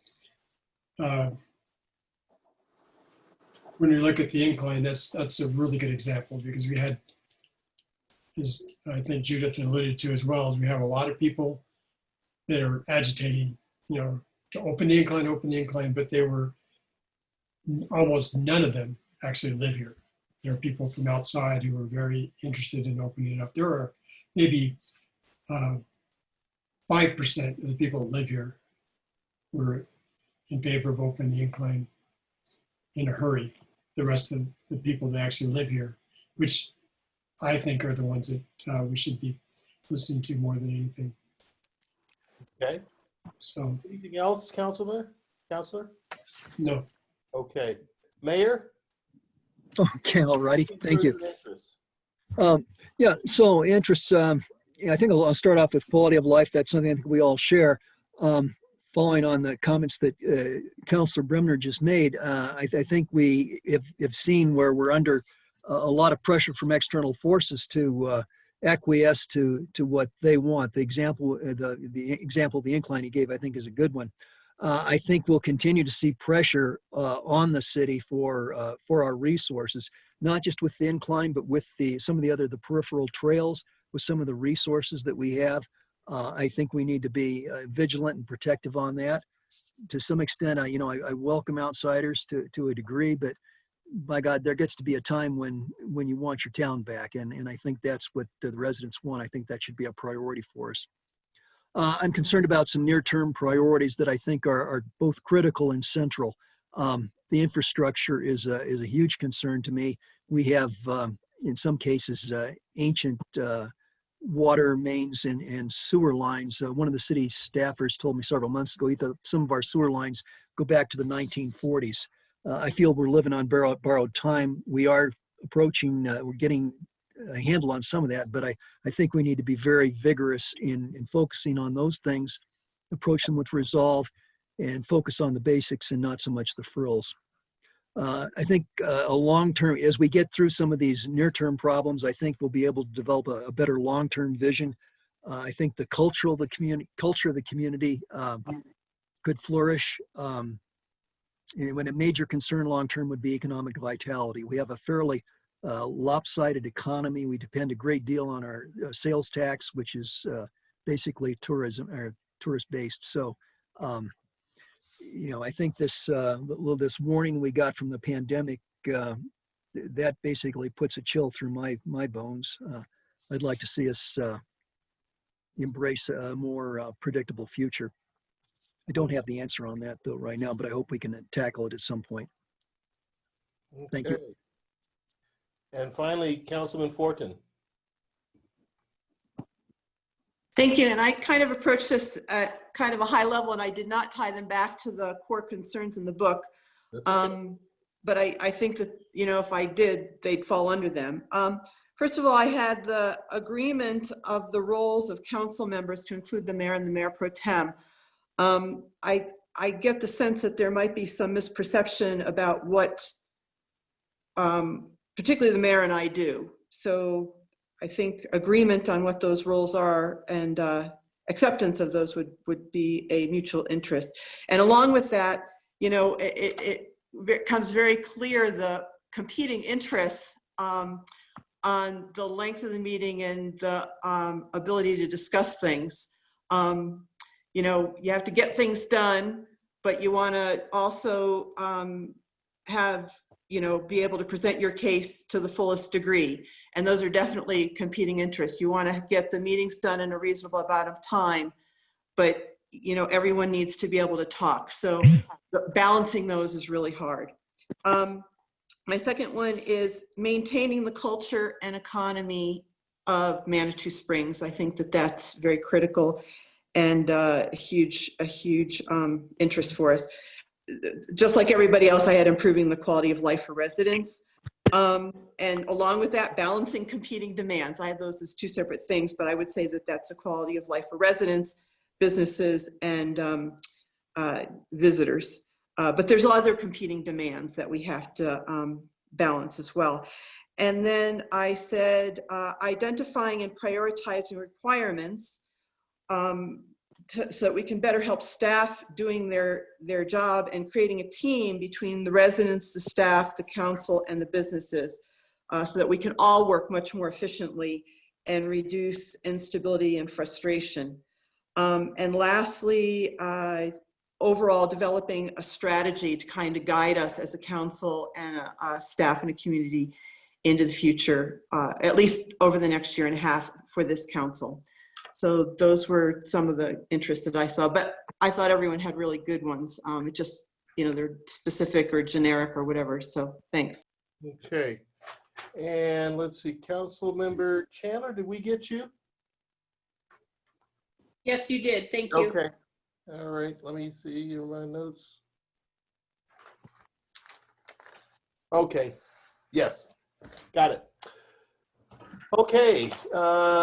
Kind of rounding third and kind of heading home then. So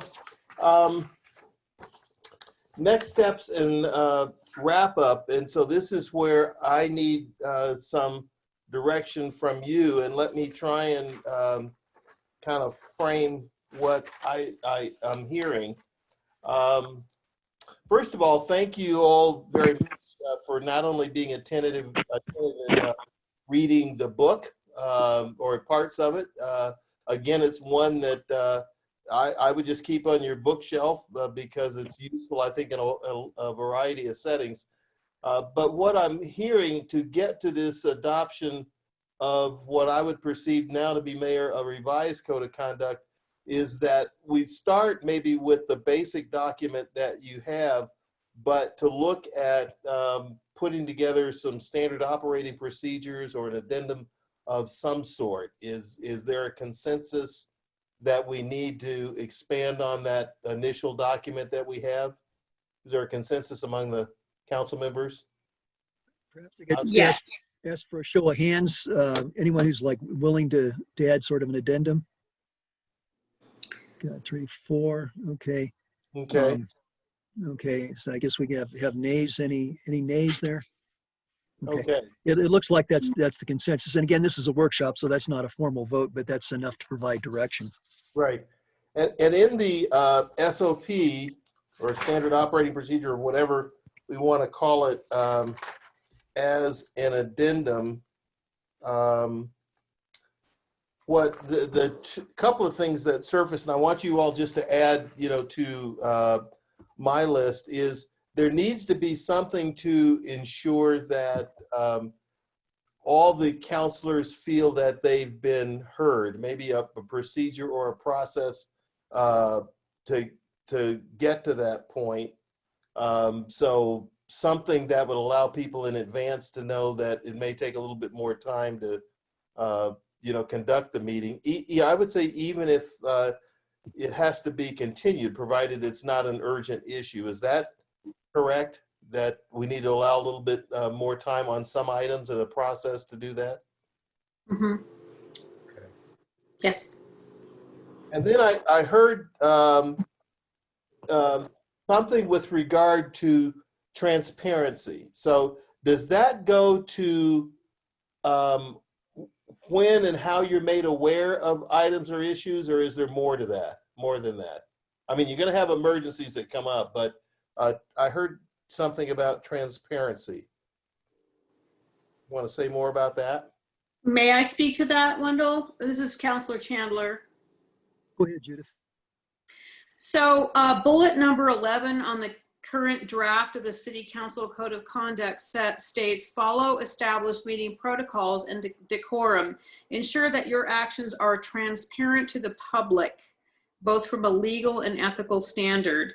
I would like to see that expanded to not just to the public, but to council individual council members so that each council member feels that every issue that is a council issue is completely transparent, and there aren't certain council members or people being singled out, that we all have all the information, that each council member has 100% of the information that we need before decisions are made. Okay. And is there something that you can describe in your process? I think I'll go back through my notes, but you may have mentioned, or someone may have mentioned, an item that came up that that you didn't fully either understand or appreciate. Was that? Well, I think the incline is a good example. incline, yeah. I will say that we did have an MOU presented to council by Dole Brevnick and Roy Cheney that I do believe, and council can confirm, that we had 7 nods of approval on the MOU, and we did task staff with negotiating with Colorado Springs. And my personal experience is that in a particular morning, I woke up and I saw on KRDO News that that an MOU was being considered for something that was not in the MOU, that we had not discussed with council, and it would put Colorado Manitou Springs in a very it really boxed us in and put us in a very precarious position. And I want to make sure that we are very transparent with what we're tasking staff with. And if there are other council members that are being, that are in negotiations or being called upon to weigh in, that all of council is apprised of all of those negotiations. Okay. At all times with any issue, not just the incline. Yeah. So would it be fair to kind of characterize that, you know, and I've used this term, but everybody kind of gets the meaning, that there shouldn't be any surprises? Right. Certainly not any media surprises in particular. Okay. Yeah, but yes, no surprises. I might add on to that. We have no control over the media. There are times when you might say something to a news reporter and you find that they didn't put everything in context. So it's frustrating, but you can only lose so much sleep over how the media treats you. You try to get along with them and tell them the truth, and that's what you get. Yeah. That is true, but in this particular instance, an administrative staff member was involved in the press release, which was not divulged to council before it went out. So an administrative staff person was involved in those negotiations, and that is, in my personal opinion, a teachable moment, however inappropriate. Okay. Anything else in terms of the wrap up? I've got ensuring that people are heard, transparency, any other big items that kind of stand out for people that we've discussed tonight or touched on that you want to see come back in a revised code of conduct with possibly an addendum or a set of operating procedures? Anybody think of anything that would help us along?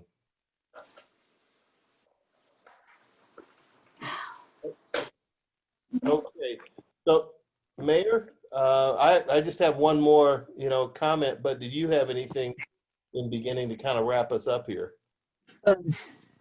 I think there've been a lot of good comments here, and I guess, I thought this was a good exercise tonight. One of the things that I kind of hoped to do early on in the pandemic, and being on Zoom has sort of interfered with this, was to kind of find out what people's priorities were and what our goals were. And I think tonight this has done a lot towards that end. I think we've identified some things that we have in common. We've identified some things where we're perhaps in disagreement, but I think we can build on what we do in common. In my mind, a lot of the time, and this is kind of based on my own experiences, that where you create teamwork and where you improve communications is by working through problems together. So I think we've got some experience in doing that up to this point, and I think we can get better at it. So I'm encouraged by this tonight. Okay.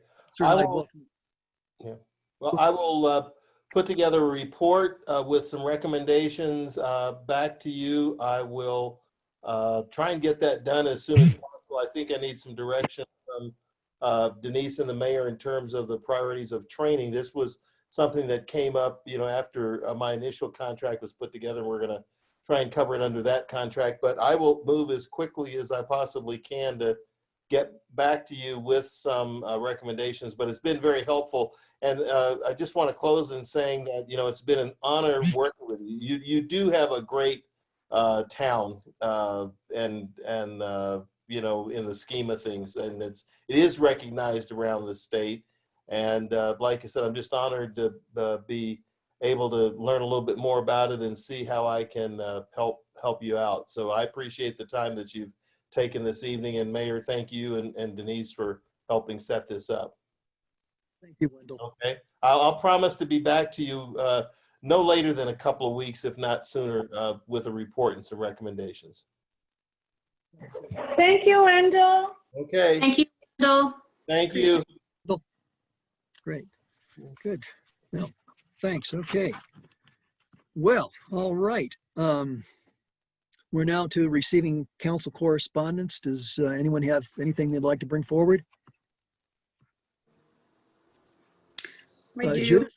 I see. Yeah, Judith, you've got your hand up.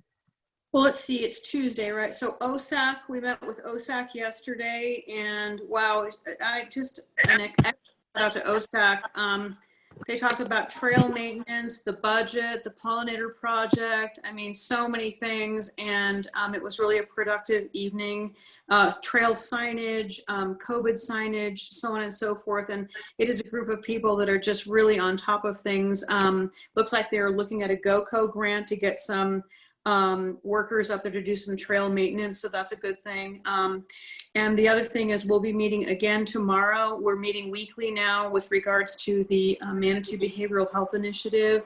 It's moving forward. We do have some grant funding, and we do have a mission statement and a pseudo executive structure in place. So really amazed at all of the local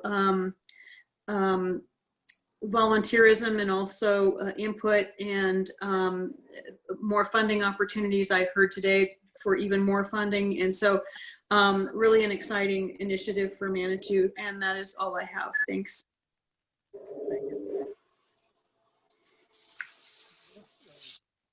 Kim? Yep. Okay.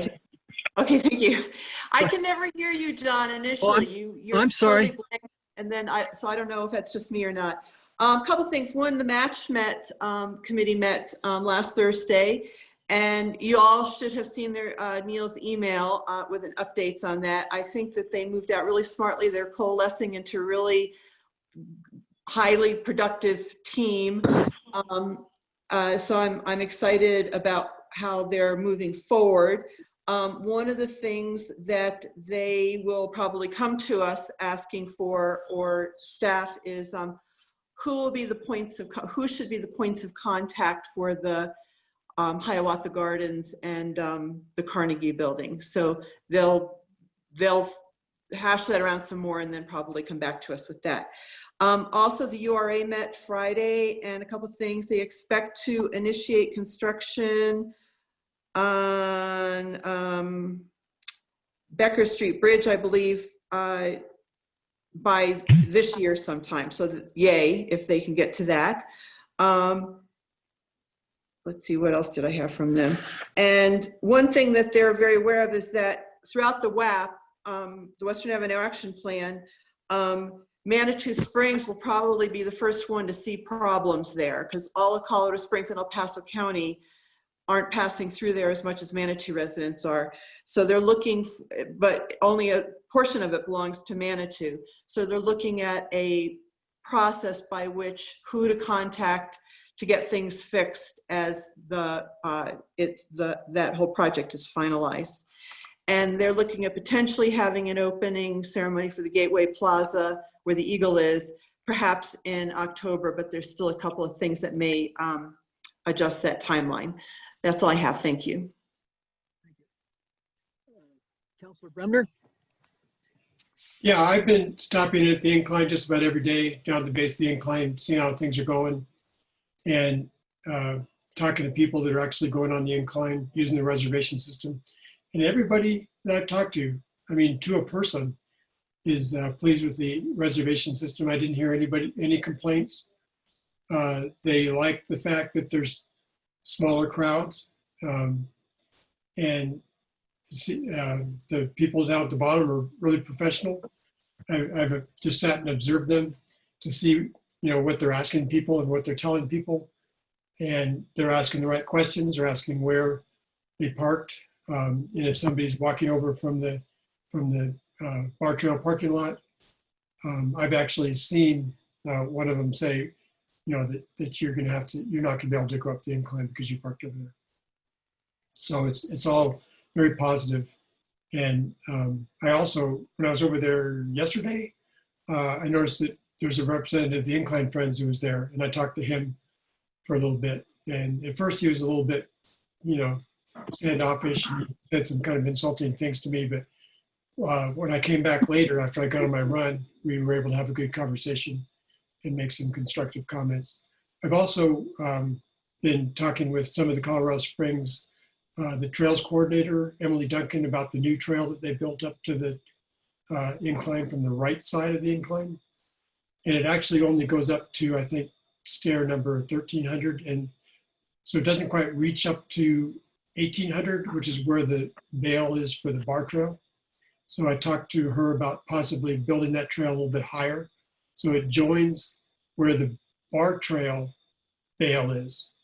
And she mentioned that there's problems with, having it done with mechanically because it gets real steep in there. So I mentioned that Friends of the Peak, which I'm president of, when we do trail work and build trails all around Pikes Peak, that we'd be happy to partner with them to build that trail to make it up a little bit higher. So that's a possible for the future. And as the incline, or not the incline, but the marathon, I was all over the Bar Trail on Sunday. I ran up to the 7.8 mile sign and I was taking pictures, and that was a big success. I mean, I had a little bit of misgivings. I thought, well, maybe we made the wrong decision with COVID-19 to have the marathon, but I think it came off really well. So those are my comments. Thank you. Julie? Just walking around town, I had a few people ask me, when are we going to put up a fence or do something to make that house more safe across from the elementary school? The one that burned down, there's just like some tape around it, that little orange thing, but there's nothing to prevent kids or drunk 20-year-olds from playing in there. And I said, I don't know who to talk to. It must be a code violation somewhere in our code, but I haven't studied it. So I guess residents are waiting to hopefully see some progress on that. And I don't know if there's a violation here, then, maybe it's time to issue a fine and get things going instead of begging. I know that Denise mentioned in a previous meeting that she's devoted a lot of time talking to the owner and the insurance company and all this time that she really, I'm sure, needs to be spending on city business. But if we could just figure out if there's a code violation there and get a ticket issued, maybe that'll help move things along. The only other thing is I got a call from a neighbor who wanted to know why the heck we paid for those parking lot signs that tell you how many spaces in the lot are available. Like, what is the point of that? I said, I don't know. I thought the signs were going to be at either end of town telling people which lots have open spaces. I didn't know that the message would be given to you after you already get to the lot. So I didn't know how to answer that question either. And that's all I have. My understanding is that those signs are all part of a plan to have an integrated parking system. So there's, I think, other details that need to be worked out. And so I think we're just partially there. Maybe I don't know how widespread that concern is. I just got one phone call, but it occurs to me that it was a while ago, there was something in the local paper about the fact that Roy is trying to get the kinks worked out. Maybe we could actually have an article explaining what good is it going to do once the kinks are worked out. That's the question I had. And I was like, I don't know. I thought the sign thing was going to be a whole different thing than it turned out to be. So don't ask me. But maybe something in the newspaper so people know what's the purpose, what's going on. They don't necessarily need to know what the kink is, but what's the purpose? How is this going to help us? I thought it was a good question. I just didn't know the answer. Right, thank you. Eddie, do you have anything? Are you talking to me, John? John, did you have anything to add? Or? No, I don't. No, Okay. everybody's already mentioned all my concerns. Thank you. Okay. Susan, I think I saw you shaking your head. I guess you don't have anything. Everybody's covered everything that I had on my list. Yeah, real quick. Mayor, could I ask you just a really quick question regarding code of conduct?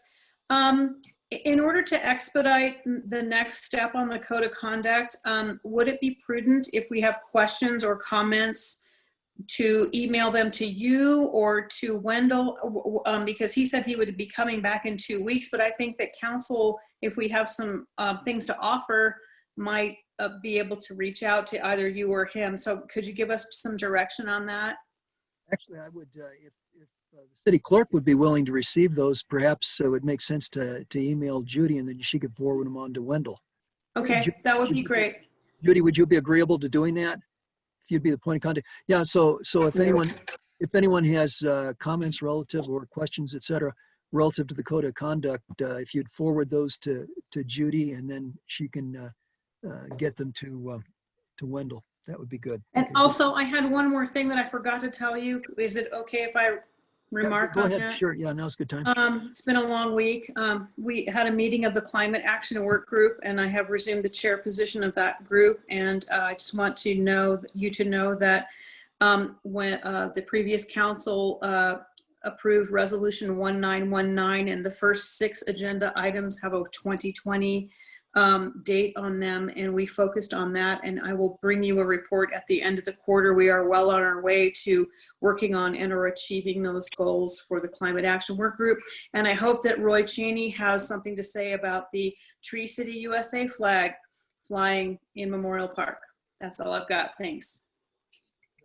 And I did have one thing I wanted to mention. I spent some time at the marathon on Sunday. Was there for the start for a little while, observed how that was conducted, and then I spent about an hour from 11 to noon, and then again from about 2 to quarter 3. So at the finish line.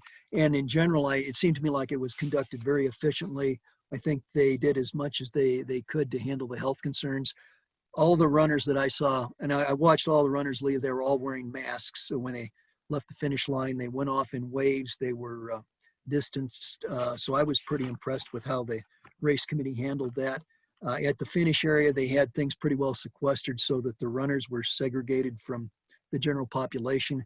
There weren't very many people by marathon standards that were accumulating down at Ruxton and Manitou Avenue. So I thought they did a good job. And I did get a letter from from Ron England, or Elgin, I guess is his last name, Elgin, the president of the Pikes Peak Marathon. He was complimentary towards the city, and I will read a couple of his comments here. I always receive comments on how much the runners enjoy Manitou Springs and appreciate the friendliness of its people. It is part of what makes the races so popular, with many people coming back year after year. The Pikes Peak Marathon has become a major running event, especially in the mountain running world. Thank you to you and the city of Manitou Springs for helping us get it to this level and keeping it there. So when you get a compliment, it's nice to share it. So it's great. That's all I've got. If we could go now to the city administrator's report, Mr. Cheney. Yes, well, first I'll answer the parking logics. Great question, Mrs. Wolf. And basically some of the things is going to be occupancy. We need to know how much occupancy are in the lots, because that determines on the parking need. If a lot is at 100%, for example, it will tell the lot is full and they'll know to go to the next lot. But it also is going to be on online and on Park Mobile. So people out of town can look at where some lots have occupancy, or where it's open. And so they can get to those lots without driving around trying to find them. There'll be a map. It'll give the number of spots that are open, for example. And we are still waiting for some signs. We don't have everything in yet, and we don't have it up and running 100%. So until we get all the signs in, which we do have signs that will point where the next lot is, for example. And once we get all those in and we get it functioning, then we were going to do a newspaper article on what it is. But until it's 100%, it's not going to make sense for everyone. But the good news is we have one working right now. And so we're actually able to obtain data. And part of the big thing with parking overall in the city is being able to give data to council and let you see how parking's working in the city. So so it's going to be important we grab as much data as we can, like Hiawatha lot, how much it's used.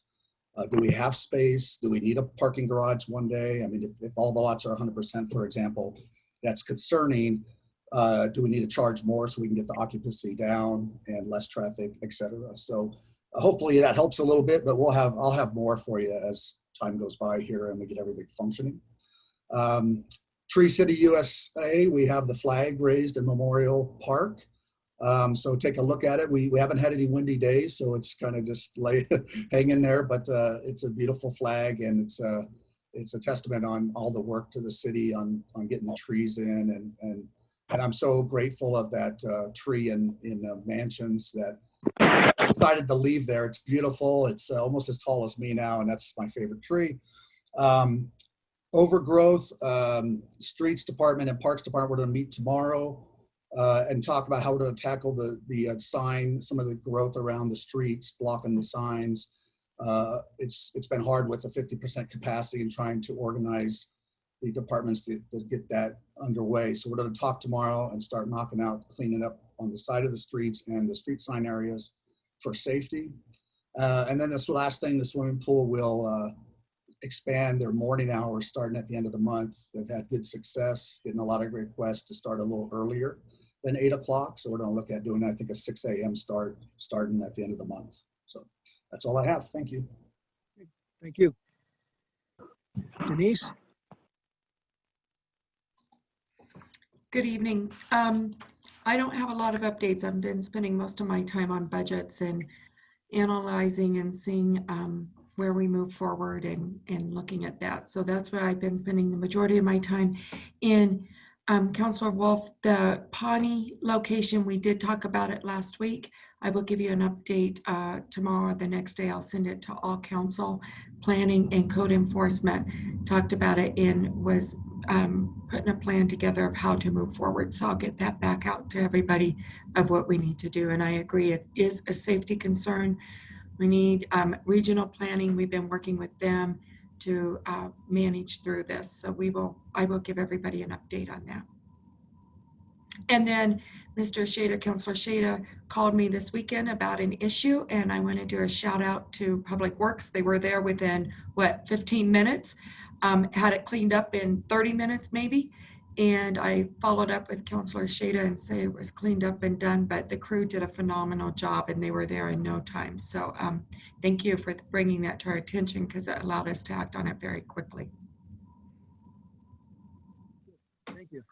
If there are no further comments, I think we can go ahead and adjourn for this evening. Great. Thank you all. We'll see you next week. Thank you, everyone. Take care.